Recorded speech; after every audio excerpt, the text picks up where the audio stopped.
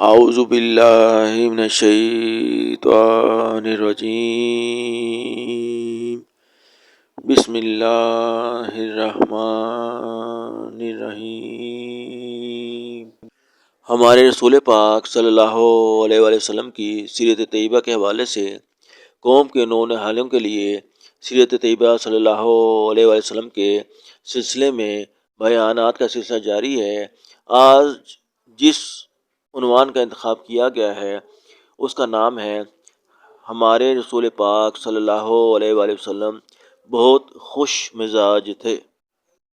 ہمارے رسول پاک صلی اللہ علیہ وآلہ وسلم بہت ہنسمکھ اور خوش مزاج تھے۔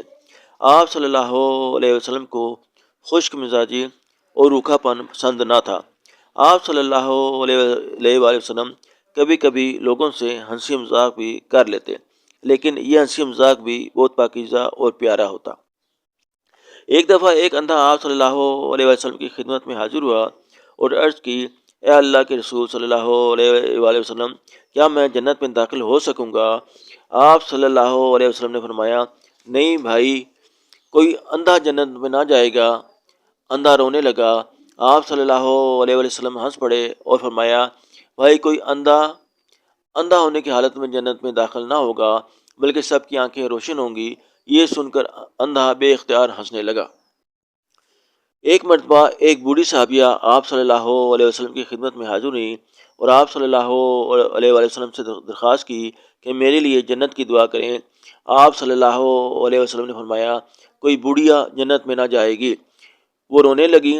آپ صلی اللہ علیہ وسلم نے مسکرا کر فرمایا، بوڑھیا جنت میں نہ جائیں گی مگر جوان ہو کر جائیں گی۔ اس پر وہ خوش ہو گئیں۔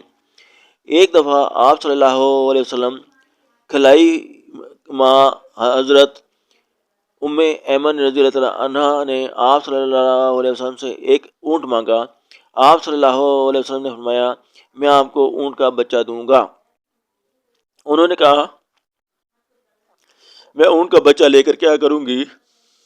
آپ صلی اللہ علیہ وسلم نے فرمایا، میں تو آپ کو اونٹ کا بچہ ہی دوں گا۔ اس پر وہ مغموم ہو گئیں۔ آپ صلی اللہ علیہ وسلم نے خادم کو اشارہ کیا۔ انہوں نے ایک جوان اونٹ لا کر حضرت ام ایمن رضی اللہ عنہ کے سپرد کر دیا۔ اب آپ صلی اللہ علیہ وسلم نے مسکرا کر فرمایا، کیا یہ اونٹ کا بچہ نہیں؟ ہر اونٹ ہی کا تو بچہ ہوتا ہے۔ یہ سن کر وہ مسکرا دی۔ ایک دفعہ ایک صحابیہ نے حاضر ہو کر درخواست کی، یا رسول اللہ صلی اللہ علیہ وسلم، میرا شوہر بیمار ہے، اس کی صحت کے لیے دعا فرمائے۔ آپ صلی اللہ علیہ وسلم نے فرمایا، تمہارا خاوند وہی ہے جس کی آنکھ میں سفیدی ہے۔ وہ حیران ہو گئیں اور گھر جا کر اپنے خاوند کی آنکھ کھول کر دیکھنے لگی۔ انہوں نے کہا، کیا بات ہے؟ کہنے لگی، رسول اللہ صلی اللہ علیہ وآلہ وسلم نے فرمایا ہے کہ تمہارے خاوند کی آنکھ میں سفیدی ہے۔ وہ ہنس پڑے اور کہنے لگے، کیا کوئی ایسا آدمی بھی ہے جس کی آنکھ میں سفیدی نہ ہو؟ اب وہ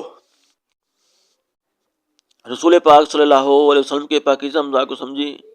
اس کا مقصد ان کے شوہر کو خوش کرنا تھا۔